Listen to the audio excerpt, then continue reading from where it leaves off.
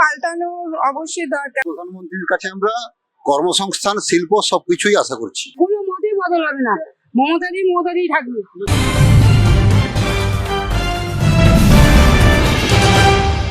14 তারিখ ব্রিগেডে সভা করবেন প্রধানমন্ত্রী নরেন্দ্র মোদী।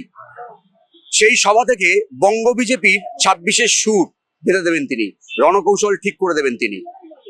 কোন মেজাজে, কোন ঝাঁচে, কোন রণকৌশলে রাজ্যের শাসক দল তৃণমূলকে ঘায়েল করবে বঙ্গ বিজেপি, তার রূপরেখা হয়তো ঠিক করে দেবেন তিনি। কিন্তু প্রধানমন্ত্রীর এই আশা সাধারণ মানুষ তারা কি মনে করছেন যে 26-এর বিধানসভা নির্বাচনে প্রধানমন্ত্রীর এই সভা বা বারবার আশা কোনো প্রভাব পড়বে, বা প্রধানমন্ত্রীর কাছে কি ধরনের আশা, কি ধরনের বক্তব্য বা কি আশা করছেন সাধারণ মানুষ, সেটা আমরা জানার চেষ্টা করবো। সাধারণ মানুষ কি মনে করেন সেটাই জানার চেষ্টা করবো।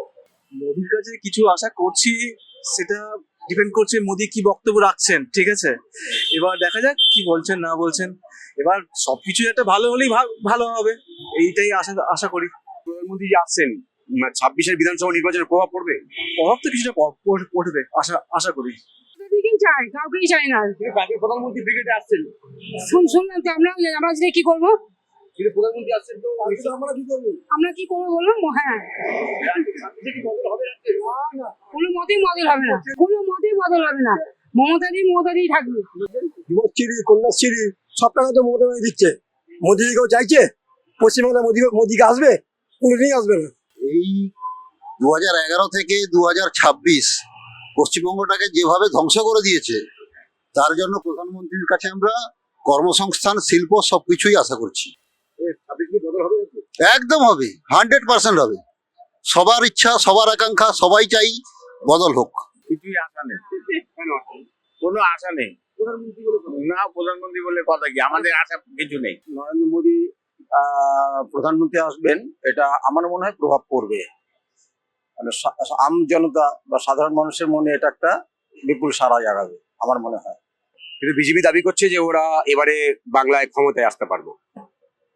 তার সম্ভাবনা আছে, সম্ভাবনা প্রবল আছে।